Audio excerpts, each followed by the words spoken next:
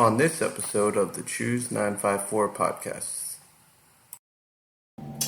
And we are back here on another episode of the Choose954 podcast, episode 69, with two local artists that are up to some very interesting things. Why don't you introduce yourselves?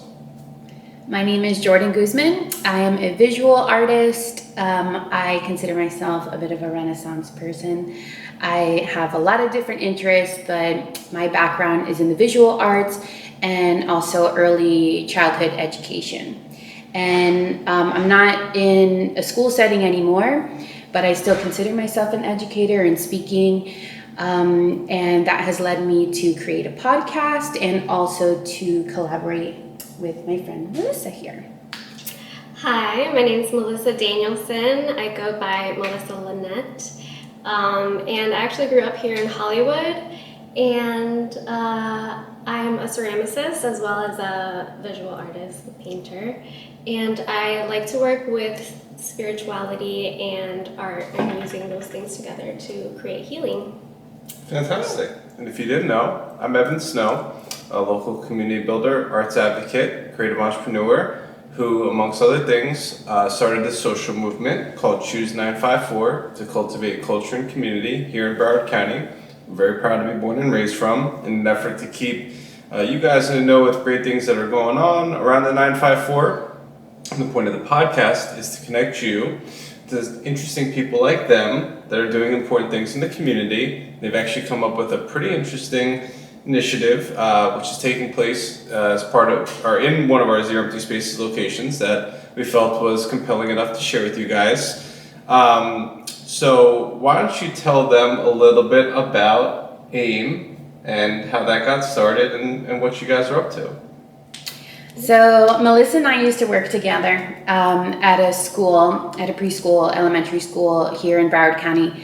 And working in childcare is really hard and stressful. So the way we would kind of like decompress is by going to La Bamba. And we kind of heard that was like a Broward County staple. And our friend told us about it and told us how great their margaritas were. So we would go and have dinner.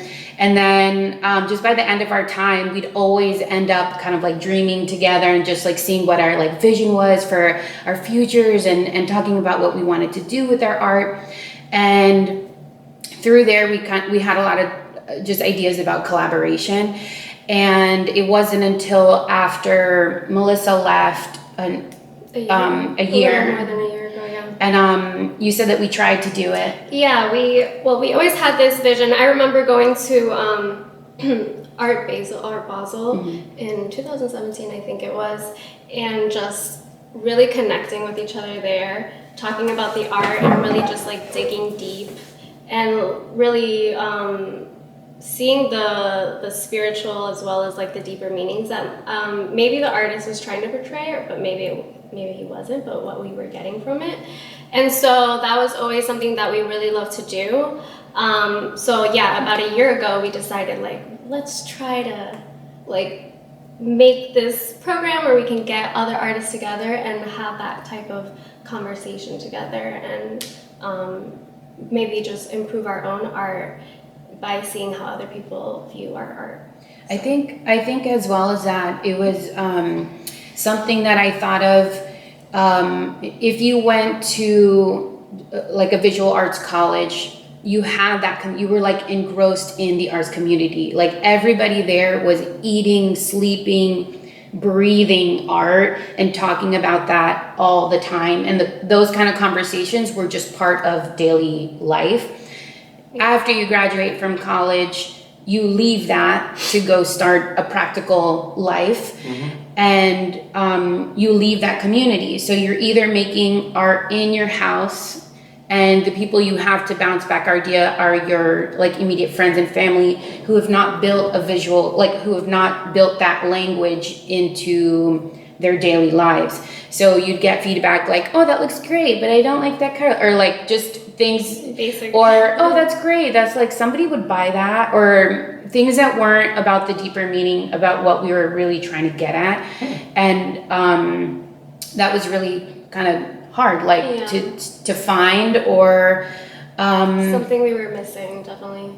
Yeah. So a year after we thought about it, dreamt it up, and then after I left the school and taking this summer earlier this year around May, having the summertime as a sabbatical to kind of be like, what is it that I really want? What is it that I really want to do?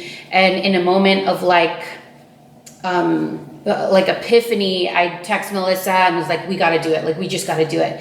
And then she's like, okay, like the things lined up for her too. And we were just like, why are we waiting? Like, we need to do this now. And then we just set the date, we rented the space, and then we're kind of like, okay, this is it.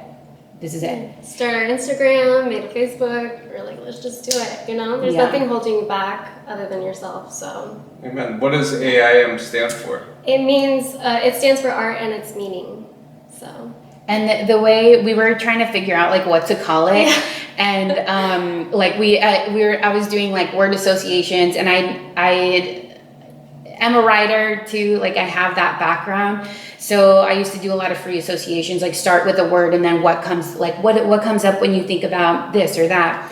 And I was looking at all my books in my apartment, and I was just like peeking through them, and I really like the dream world and symbolism in dreams and the symbolism in art, and I find that very important in my own art. So I have this book called Dreams and Their Meanings. And it's not just a simple dictionary, but it's just like a wider context about dream world and dream symbolism. And I was like, what about art and its meaning? And we were like, yeah, that sounds really good. And I was working on taglines and everything.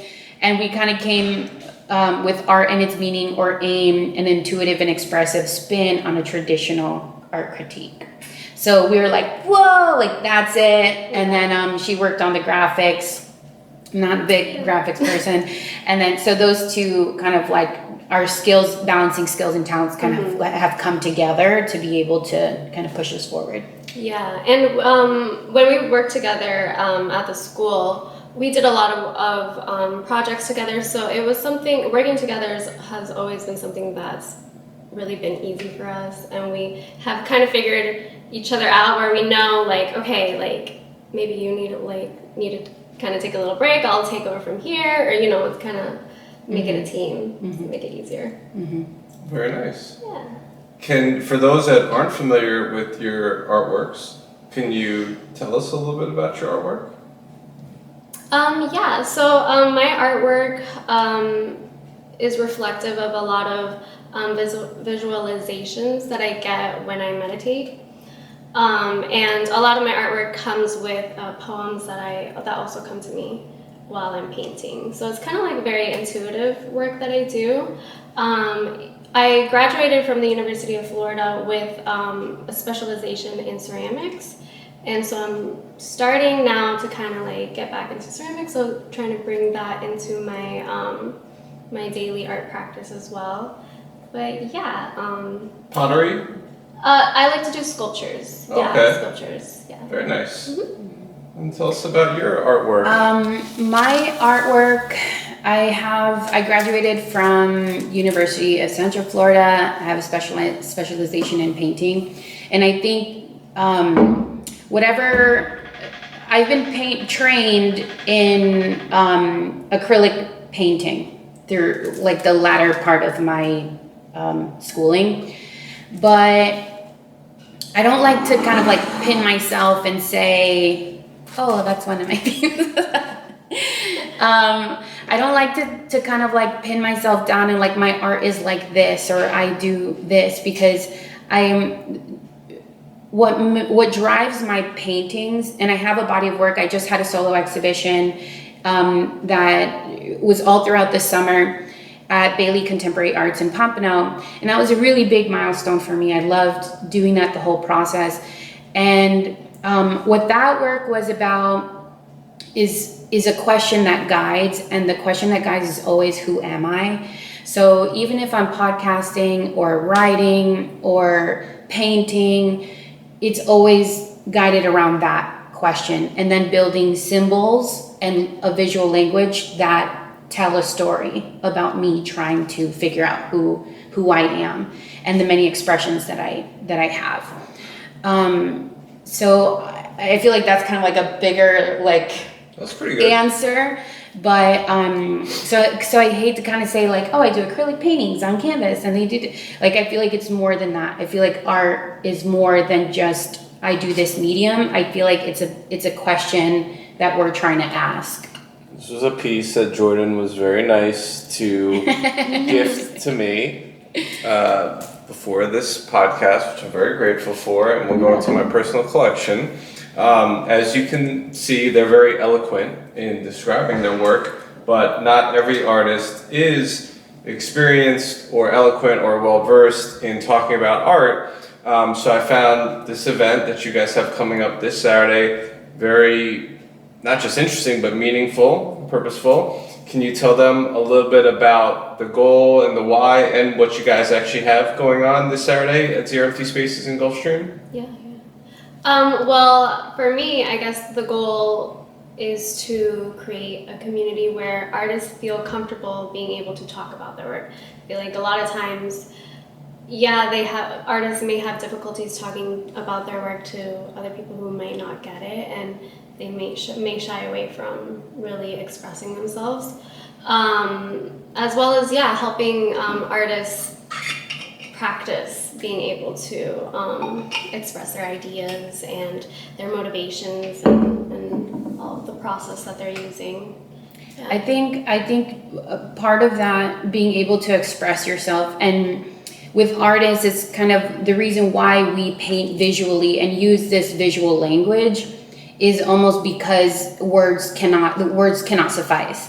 But being able to even stumble through it and having like an active listener or having an empathetic listener hear somebody kind of talk, and then being able to intuit, and I feel those are gifts that we both have to be able, we're super empathetic, like highly intuitive people. So being able to hear somebody express themselves and being able to say, it seems like this, your artwork has this going on in it, is that right? Like that kind of relationship to an artist, I feel like is or having that kind of like empathy is very important, because you're not going in it with a judgment. Like we're not saying, we're here to say whether your artwork is right or wrong or matches these standards and expectations for what art should be. Like, I'm an artist, but I do things like this. Does that make me not an artist? And like all of those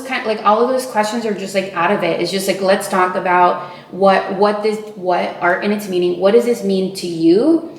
And part of being able to communicate effectively is being able to kind of hone in. Like, what does it mean when you say X? What does it mean when you say XYZ? And being able to like pick those things apart and bring it back and say, what I hear you say is that right? Yes or no? And if somebody says, no, I think it's, blah, blah, blah, and I say, okay, well, the language the visual language and the symbols that you're using mean this. So maybe try it this way, and providing that feedback. But in order for you to get feedback, you have to trust the person who's giving it to you. Because if you don't respect them, if you they don't want to understand you, you're not you can give them the best feedback. But if they don't respect you or trust you, they're going to throw it out the window. So I feel like building that element of trust is very important to have a community in general, in any realm of life. Amen. And it's also very meaningful because not everybody, as you know, or if you didn't know, not everybody goes to art school. Not everybody has that, are fortunate enough to go to art school, has that higher level education and the ability or the practice or the studying of being able to speak to the work at this level that generally the artists that progress in their career are very good at storytelling and talking about their work to collectors or to the press or to the media or social media or whatever the case may be, which is generally what allows them, even if they're the most talented or not even that talented, the ability to speak about their work is generally what I found allows artists to progress in their career. Mm-hmm. So this is really great that you're giving artists a platform if they're experienced or qualified in terms of educationally. Mm-hmm. This is an open and inclusive event. This is a free event. Yes. What are you framing and calling the event? What do you mean? What's like the title when they look at the event page on Eventbrite? Oh, it's like art and its meaning, or aim, an intuitive and expressive spin on a traditional art critique. Which is phenomenal. And just one example of somebody that's participating, one of the resident artists in our Zero Empty Spaces Gulfstream Park location, Pablo Matute, does very surrealist artwork that I could see it and think one thing, but he's going to explain it in a completely different way. And he actually did go to art school, but I'm really excited just for somebody emerging like himself to be able to get the feedback, to converse, to hear your interpretation of it. And I can only imagine how this is going to impact and support and grow his art career and practice.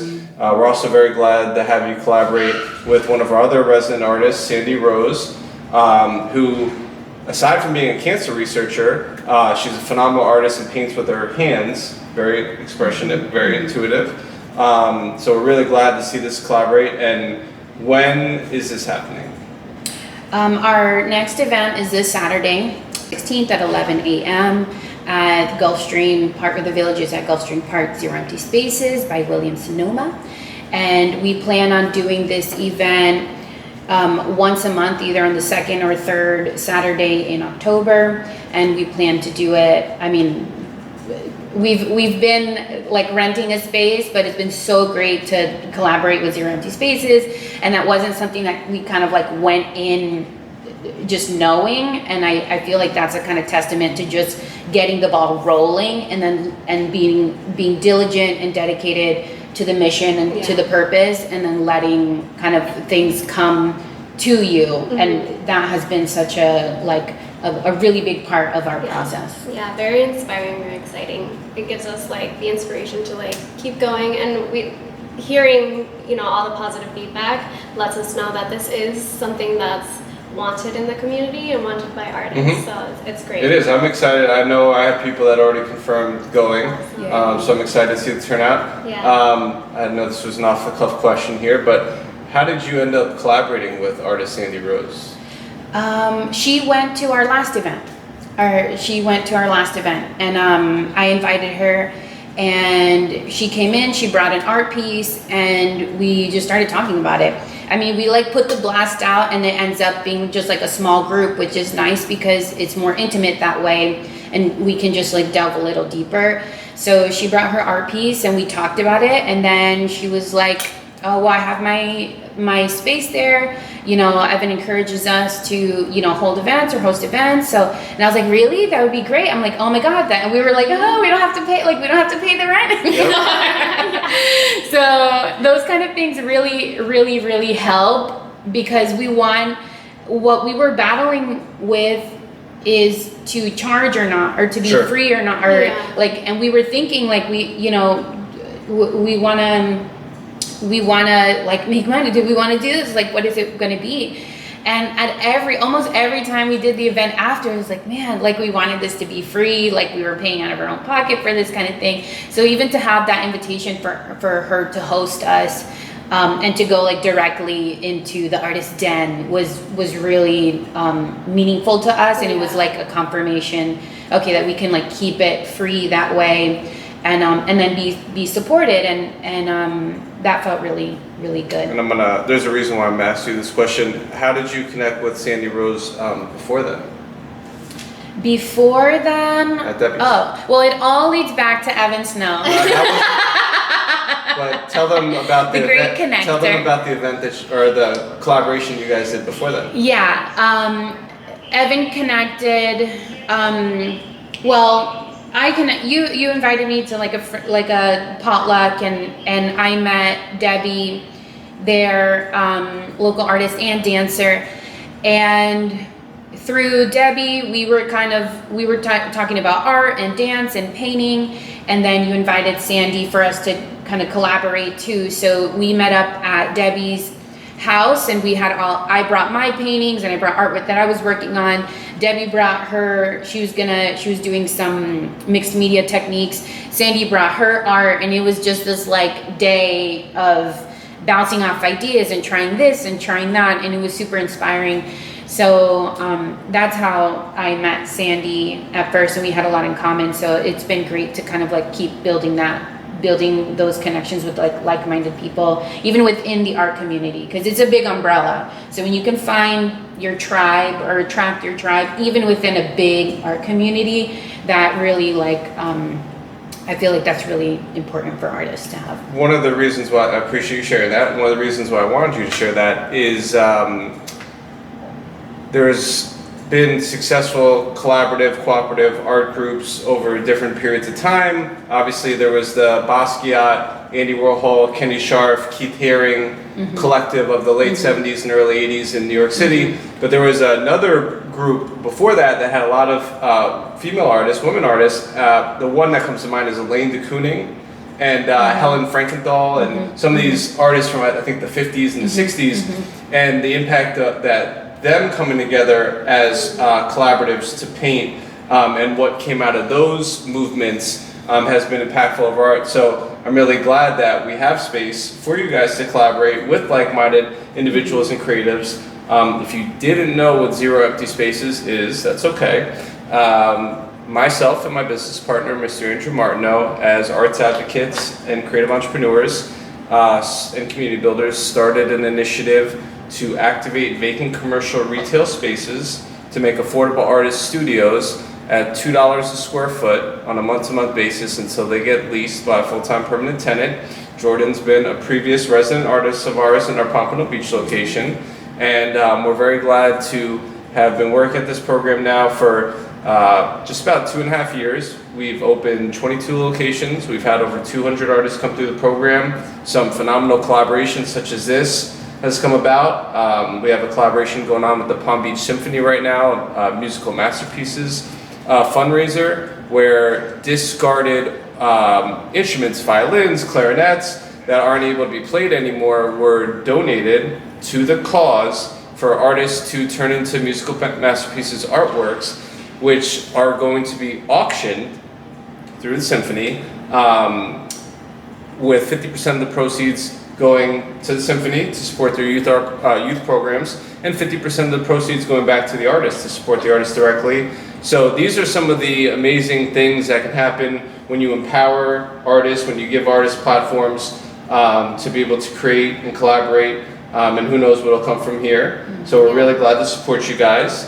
And this will happen, as they mentioned, at our Zero Empty Spaces Gulfstream Park location this Saturday, October the 16th from 11 a.m. to 1 p.m. It's a free event. It's next to Williams Sonoma. Certainly encourage you to check it out if you're an artist or if you know an artist that would be interested. It's open, it's inclusive, so we really give you guys a lot of credit for that. You both are multi-talented and creative and have other things going on. Some of them might know what you and I did, which we'll get to in a little bit, but why don't you tell us a little bit about what you also have going on aside from this? Yes, I'm also very passionate about inner child work and how really focusing and healing and taking care of our inner child can help develop our adult self and really bring us happiness and alignment to where we should be in life. Amen. So I recently started doing inner child meditations on my Instagram, and I have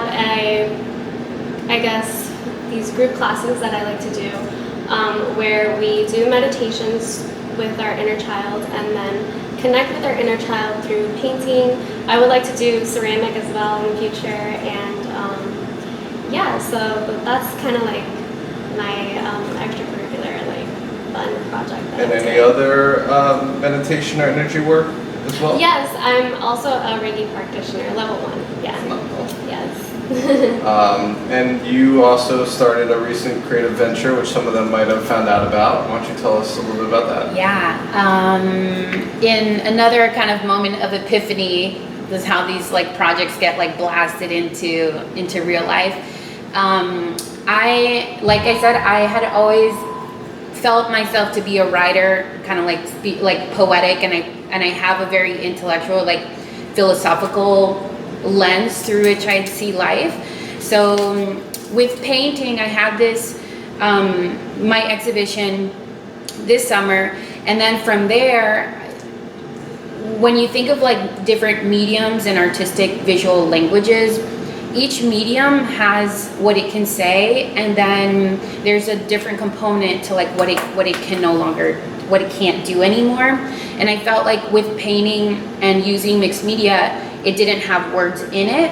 Like it didn't tell a written story or a narrative that I didn't want to write in my paintings. I didn't necessarily always want to have a written component to it aside from a title. So writing and spoken word is kind of like a lost art for me. I used to do a lot of spoken word and I enjoyed speaking in public. And I felt like this was the next step and a way for me to storytell and a way for me to express my ideas and my outlook on life by creating a podcast. And it's called Breakdown to Build Up. And I have to remember the tagline that I have. But it's a podcast on existential living with Jordan Guzman. That's what it is. And I've always been interested in philosophy.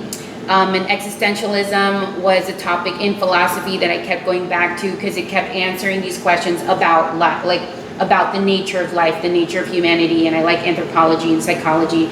So that was a way that I can kind of bring all these conversations that I have with people on a one-on-one basis and write about it, and then record myself kind of giving my thoughts on a topic.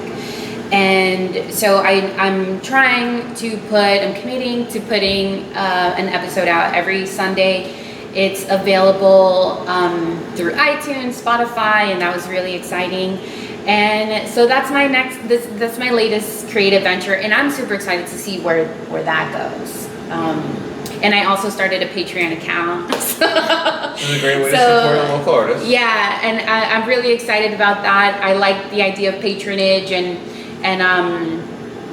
having people who support artists monetarily or even a small amount. And that's been really important to me, and it's very validating. And one thing that you told me in my podcast was when I had you on, was that zero, one of your kind of like mantras or quotes was zero. It was better than one is greater than zero. One is greater than zero. And I was like, oh, I have one Patreon, supporter. Shout out to Shanice Paramore. She's such a big supporter of the arts, and she, subscribed to my Patreon account, and that just it was like over the moon. And I was like, oh my God, this one person believes in me enough to put even 5 of their hard-earned dollars towards what I'm doing. So that's been a really big encouragement for me to keep going with it. So yeah. I went to sign up and my credit card details must have got rejected.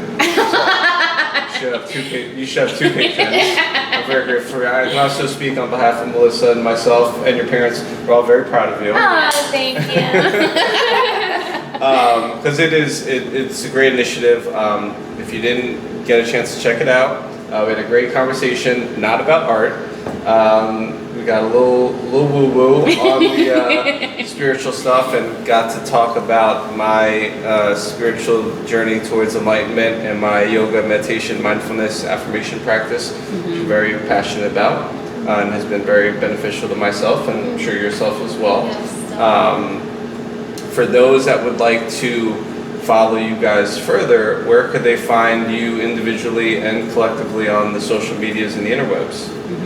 You can find me at Jordan Guzman Art on Instagram. My website is jordanguzmanart.com.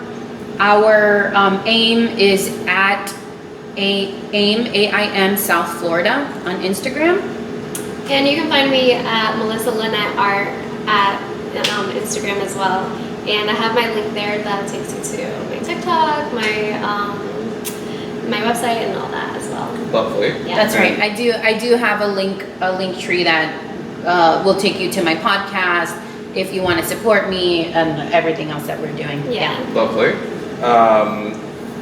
You should follow, because there's going to be more events, and I actually just decided to set another event for you during Fort Lauderdale Art and Design Week in January, when we have a week full of art events, artist talks, studio tours, and all these things. So it'd be really great to have your January event take place during the week of January 22nd through 30th. We'd be glad to host you at one of our empty spaces, of course. And get more artists involved. There's also, if you didn't know about Fort Lauderdale Art and Design Week, this will be our 4th annual installment. It traditionally is the week of Art Fort Lauderdale, the Art Fair on the Water, which Jordan has participated in previously. Unfortunately, we're not hosting the art fair due to obviously all the things that have happened with COVID, and we would do this art fair inside of luxury waterfront homes on the intercoastal, made only accessible via boat, and those houses that used to sit on the market for a long time sell very quickly now. It's crazy. So we're going to take another year off of the art fair, but we do plan to resume it in January of 2023. But we can only fit so many people on those boats and in the homes, so we created Fort Lauderdale Art and Design Week to extend out into the community to activate and support all of the great arts and culture venues and institutions throughout Greater Fort Lauderdale and Broward County, from the Frank Pembroke Pines to the Bailey Arts Contemporary Center, to the Hollywood Art and Culture Center, Coral Springs Museum of Art, and all these other great arts and culture institutions throughout Greater Fort Lauderdale and Broward County. There's also some other great events that we're very excited about during the week. A spoken word event that Jordan and I have attended previously, hosted by a dear friend of ours, Quick the Poet, which is an annual spoken word showcase, is one of his mega flows. It's going to take place at the Broward Center for the Performing Arts, which is a big deal for the spoken word community. And a great event. We had a great time last time we attended. There's also a Rosé Festival put on by Venice Magazine. The first ever Hollywood Pride is going to take place during that week as well. And we're working on more studio tours, artist talks, special events, some really great exhibitions are in the works all throughout Broward County. So you can find out more at ftladw.com. If you want to enjoy and explore the arts between now and then, we are still leading tours of the Hollywood Art Walk every 3rd Saturday night of the month. They've been growing so much that they actually asked us to add a second tour. So we now host one at 7 o'clock and 9 o'clock. I myself, Evan Snow, Choose954, take a group through the galleries and the studios that participate in the Art Walk. I storytell the importance of the arts and the Art Walk to the community, how this provides a platform for artisans, creatives, creative entrepreneurs, craft makers, and everybody alike to be able to display their craft, passion, creative outlet, or profession, because not everybody can have a studio, not everybody can have a gallery, but the Art Walk provides a great place for artists to be able to pop up one Saturday night a month, this in Hollywood being the 3rd Saturday night of every month. So I lead a free tour with support from the Hollywood Community Redevelopment Agency at 7 o'clock and now 9 o'clock, taking place right at the information tent on the corner of 20th and Harrison Street in downtown Hollywood in front of End to End Gallery, which is where you can actually find this artist, Tiago Magro, who's a resident of the gallery. And you can find out more on Choose954 socials and all that good stuff. And we hope, if you're interested in any of what these young ladies were talking about, that you'll join them this Saturday and in the future for these really interesting events. You can find out more if you want to contact me at evansnow13, at Choose954, at Zero Empty Spaces, all that good stuff. And anything else we left out? That's pretty good. Okay, very good. Well, we appreciate you guys tuning in, and we hope to see you at Zero Empty Spaces Gulfstream Park this Saturday, and at future events in the future. And thank you for tuning in. Cheers.